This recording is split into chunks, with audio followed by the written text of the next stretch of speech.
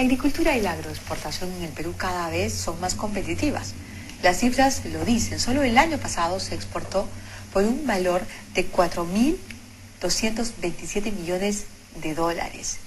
Y ese sector generó cerca de 1.000.000 de empleos.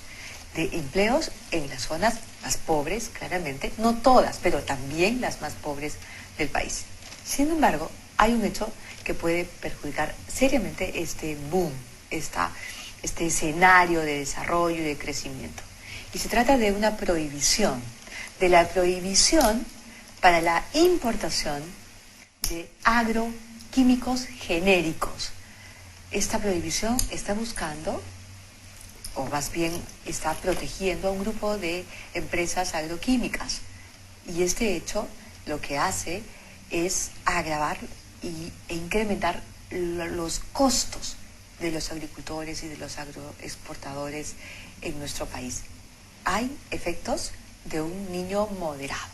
Todos sabemos que estamos sufriendo un niño moderado, y eso perjudica tremendamente la agricultura. Nos acompañan esta noche el empresario José Klimper y el director ejecutivo del Instituto Peruano del Espárrago y Hortalizas, Carlos Zamora. Les vamos a dar la bienvenida a ambos señores. Gracias por estar aquí. Buenas noches. Hola, Cecilia. Muchas gracias. Muchísimas gracias. Se ha aprobado en el Congreso la ley que permite importar pesticidas genéricos. Pero por otro lado hay un fallo desde el Poder Judicial que prohíbe importar pesticidas genéricos. ¿Qué va a pasar? A ver, lo que va a pasar es que ya tenemos una ley, mejor dicho, estamos camino a tener una ley. Hasta las 9:15 de la noche de hoy día no había salido de la Oficialía Mayor del Congreso de la República camino a Presidencia del Consejo de Ministros, que es la ruta para llegar a Palacio de Gobierno, para que el presidente, la presidencia en este caso, se promulgue la ley. Hasta las 9:15 no había salido, pero una vez que tengamos la ley, el fallo de la sala de octubre del año pasado cae por su propio peso. El Perú tenía una norma supranacional de la Comunidad Andina, la resolución 436. En el año 2000 se dio un decreto supremo creando el sistema de agricultor, usuario, importador. Agricultor, importador, usuario, para que los propios agricultores asociados o individualmente los más grandes, los pequeños, los medianos, asociados en sus gremios, sus cooperativas, sus comunidades, puedan importar con vigilancia del SENASA, con registro en el SENASA. Lo que el fallo del Poder Judicial establece, que es en quinto intento, ¿no? Porque antes no pasó, y eso Carlos conoce mejor la ruta, lo que decían es que ese decreto supremo no tenía el rango de una decisión de la Comunidad Andina. Ahora que vamos a tener una ley, esperamos entre mañana y pasado, esa ley tiene el mismo rango que una decisión de la Comunidad Andina, y por tanto se le repone al SENASA, que es el gobierno del Perú, porque el fallo es contra la República del Perú, la denuncia es contra la República del Perú, se le quita a la República del Perú la facultad de permitir que sus agricultores importen. Entonces la ley le repone, una ley muy breve, 4 artículos, le repone al SENASA la facultad de otorgar permisos previas evaluaciones y cumplir ciertos requisitos para que los agricultores podamos importar agroquímicos, no solo pesticidas, fungicidas, herbicidas, en general la línea de agroquímicos, promotores del desarrollo, etcétera. ¿Por qué sería malo para nuestros cultivos que todos estos pesticidas y fungicidas y etcétera sean genéricos? O sea, a ver, yo pregunto, los ciudadanos consumimos medicamentos genéricos. En los hospitales de salud y en los hospitales públicos entregan a los pacientes medicamentos genéricos.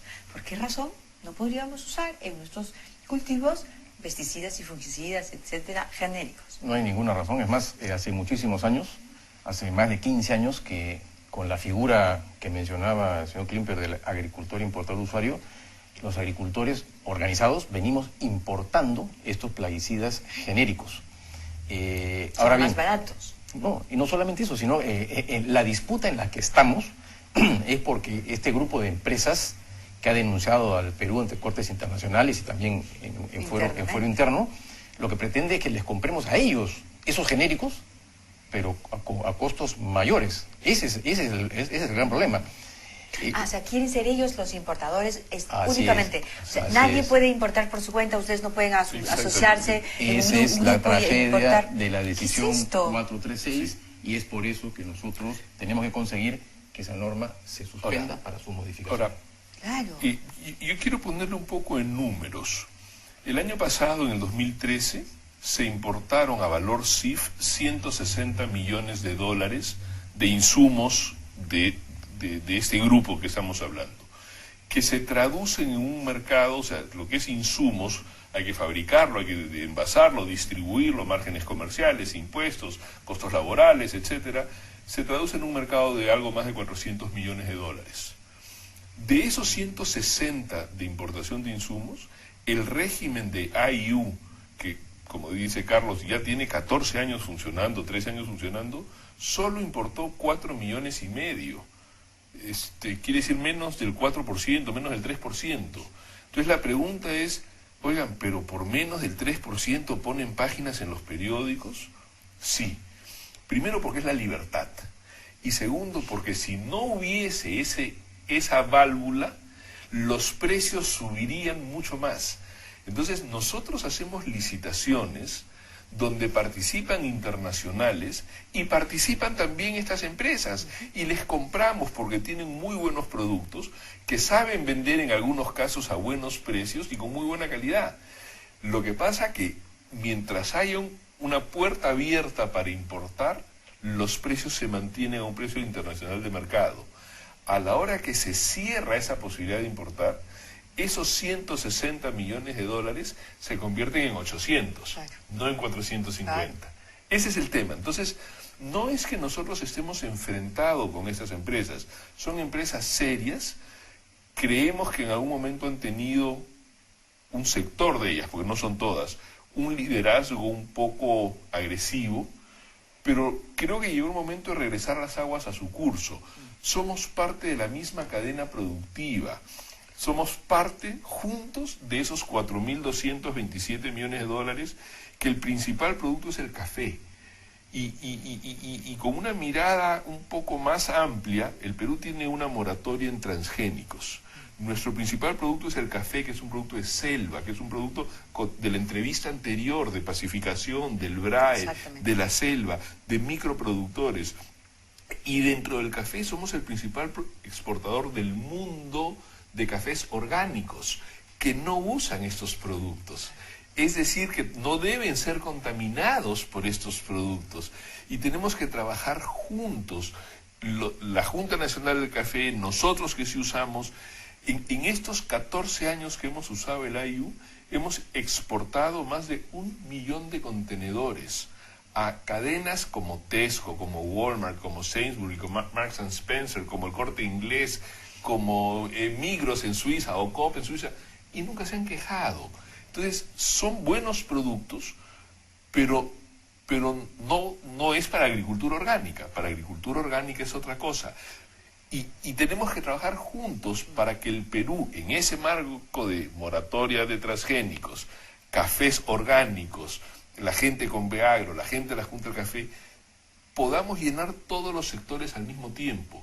Y yo estoy seguro que la gente de Bayer, que se llama CropLife, y BASF, y la gente de TQC, y esta gente va a hacer un proceso de reflexión, y hay que pasar la página y decir, ok, vamos a permitir esto, vamos a dejar de estar buscando que un juez del Cono Norte, que no es el caso, es una sala, no estar buscando por la vía judicial en el país, estar impidiéndole a la República del Perú el derecho de seguir trabajando así, ¿no? Claro. Ahora, de todas maneras, y seguramente se someterán estos empresarios a la reflexión, pero antes tienen que haber hecho un lobby muy fuerte, ¿no es cierto? Porque son un grupo, son las importadoras, se han asociado y han entrado, o sea, su actitud es a matar. O sea, aquí la cosa es así y han avanzado, porque de lo contrario no estaríamos en la situación en la que estamos. Es cierto.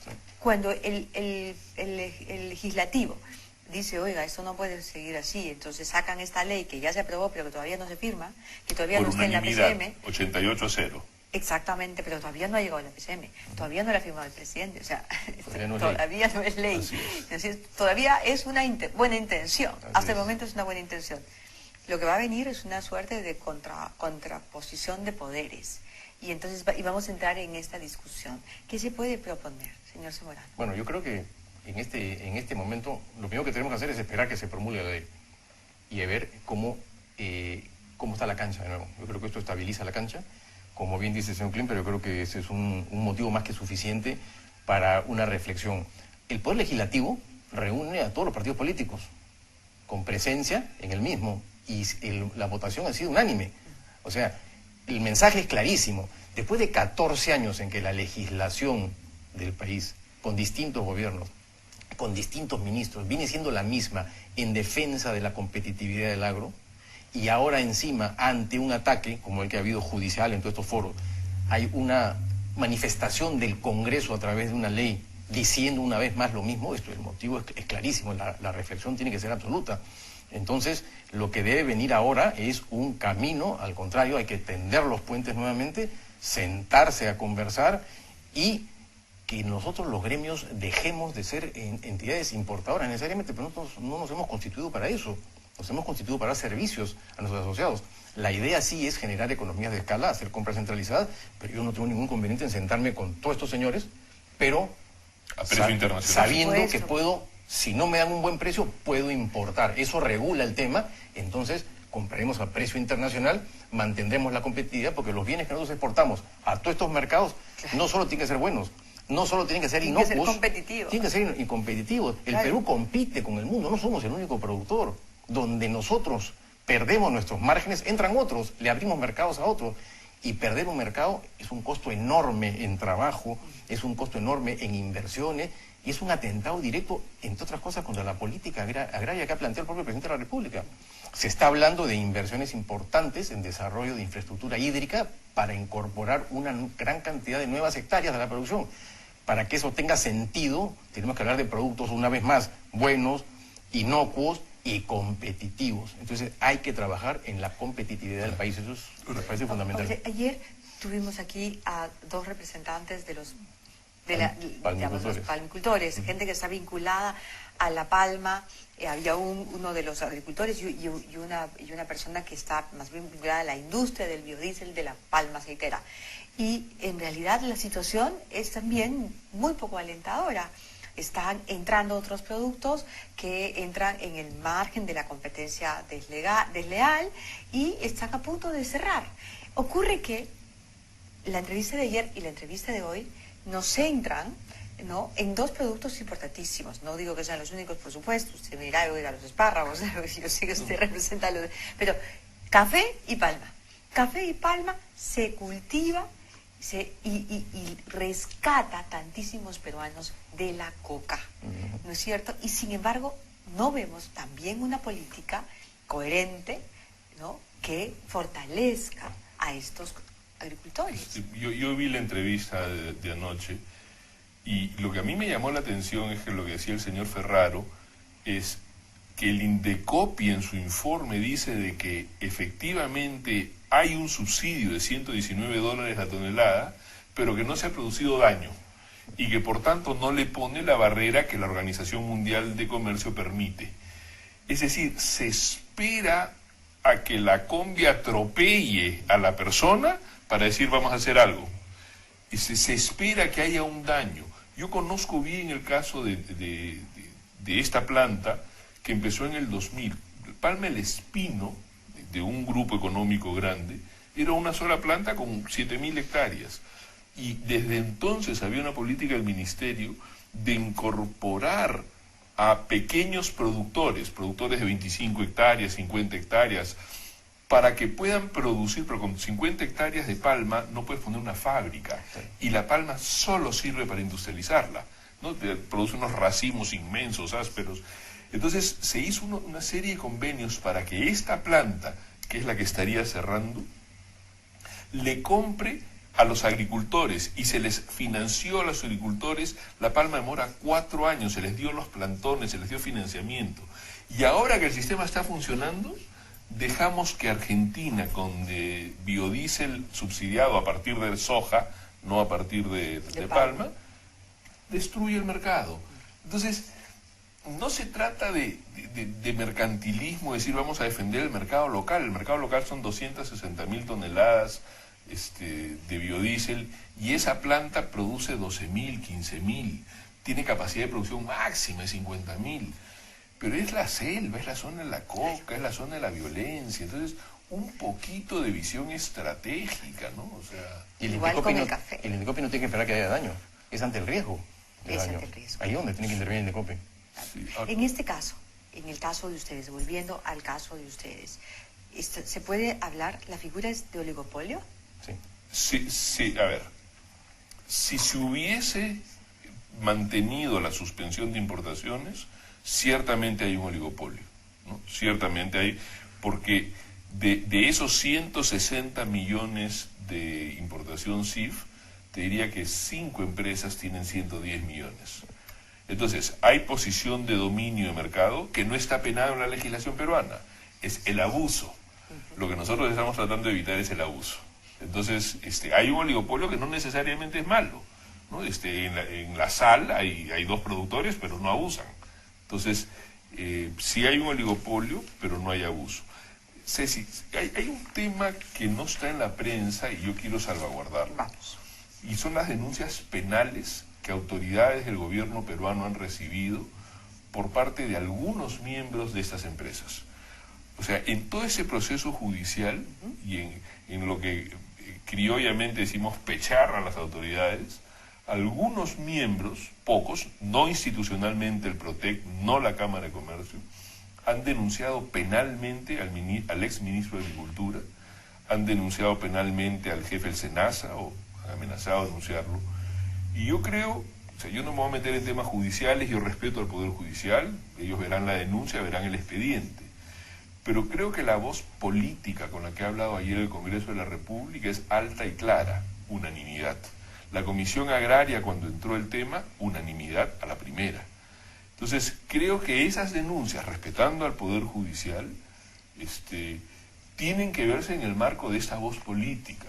Y no podemos dejar que una empresa o un empresario pechee, y perdón que use el término, pero yo no soy abogado, a las autoridades tratando de atemorizarlas con denuncias penales, ¿no? Entonces, el ex ministro de Agricultura ya no está en el cargo, pero tiene una mochila que es una denuncia penal por este tema, ¿no? Entonces, nosotros como institución, tú me has presentado como empresario, yo vengo como directivo de AGAP, que es los gremios, el conjunto de gremios que firmamos, el primero. Productores agrarios.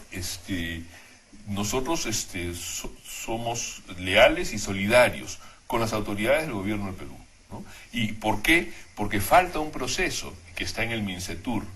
El MINCETUR ha convocado a los demás países del Pacto Andino, de la Comunidad Andina de Naciones, para pedir la suspensión de la 436, es decir, corregir el pecado original. Sí, pues. ¿No? Los 4 ministros de Agricultura unánimemente han pedido anular esta 436, pero no son los ministros de Agricultura los plenipotenciarios de los países, sino en el caso del Perú el MINCETUR. Eso está en trámite. Entonces no quisiéramos que presionen a la ministra Magali Silva y al equipo del MINCETUR y que tengan libertad de actuar de acuerdo a sus propios criterios, que es avanzar en pedir la suspensión de la 436 y no estar atemorizados con amenazas de denuncias penales. De procesos penales. Entre tanto, ¿qué plazo tenemos? ¿Qué plazo tienen ustedes? Si esto sigue así, ¿cuáles son los plazos? ¿Las cosechas o los sembríos vienen ya? Y la situación, ¿cuál es? El tema de esta ley, que confiamos que se promulgue, es que soluciona temporalmente el tema porque nos abre de nuevo la compuerta para poder hacer estas importaciones, atender las campañas oportunamente y que el proceso siga, no solamente el proceso normal, sino el proceso de crecimiento de la agricultura. Mientras tanto, seguiremos atentos al proceso ante la CAN. Ese es el pecado original, bien dicho, ahí es donde hay que corregir, y lo que estamos pidiendo, hay que ser claros, es que se suspenda la aplicación de la decisión el país que lo desee, de los 4 países se reúnen, el que quiera que lo suspenda, esa sería la decisión, pero para la modificación. La idea es adecuar el funcionamiento de esta decisión a las legislaciones y que permitan las legislaciones internas. Y a las realidades de cada país. A las realidades, efectivamente, y que les devuelva en el interín a las entidades como el SENASA la capacidad de imperio. Pues, o sea, nosotros tenemos una autoridad sanitaria, es la autoridad que tiene que preocuparse por las cosas, la autoridad que se ha venido preocupando todos estos años, la autoridad gracias a la cual y con la cual como socio se han conseguido todos los éxitos que se han conseguido a nivel internacional. Primer exportador mundial, el espárrago, etcétera, etcétera, el crecimiento de la uva, el crecimiento de la palta, el café, todo eso interviene el SENASA. El SENASA siempre está cautelando. Es una entidad técnica. Siempre hemos velado porque sea técnica y no política. Entonces eso hay que defenderlo y la idea que esto... Yo sí quisiera adelantarme a un tema. No me extrañaría que alguien pudiera decir que esta ley flexibiliza las cosas y no. Esta ley lo que hace es permitir que sigamos trabajando como hemos venido trabajando. Y me explico. Para poder importar plaguicidas genéricos de calidad, con la intervención del SENASA, debidamente acreditado qué se trae, para qué se trae, qué dosis se usa, dónde se almacenan, qué se hace después con los envases. Todo eso es como vamos a seguir funcionando. ¿Y por qué lo digo?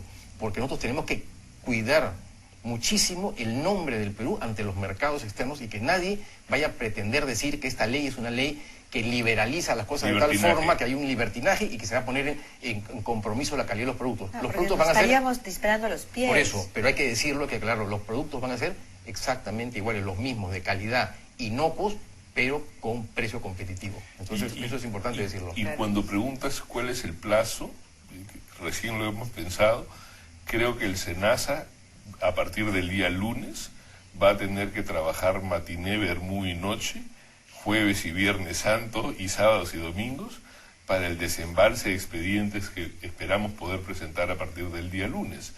Porque desde octubre del año pasado hasta hoy día no hemos podido presentar expedientes. Entonces vamos a empezar a presentar, Dios mediante, el día lunes, o oficial mayor mediante el día lunes, y son productos que un proceso de importación demora 3-4 meses. Queremos tener acá a partir de septiembre, octubre, antes que vengan las ocurrencias del niño. Claro. Entonces sí, efectivamente no lo habíamos pensado así, pero quizás vamos a tener que hacer gestiones especiales ante el Ministerio de Economía para algún tipo de transferencia y recursos para fortalecer el SENASA para este desembalse de expedientes que necesariamente se va a venir. Claro, es que eso no lo habíamos bien. pensado. Yo les agradezco muchísimo que hayan estado aquí esta noche. Nosotros tenemos un gran público, sobre todo en el interior de nuestro país, y muchas de esas personas se dedican, como ustedes, a la agricultura. Así es que al servicio, por supuesto, de ustedes. Muchas gracias. Gracias a ti, Cecilia. Muchísimas gracias. Vamos a hacer un corte y vamos a regresar con noticias. Estamos en Mira Quién Habla.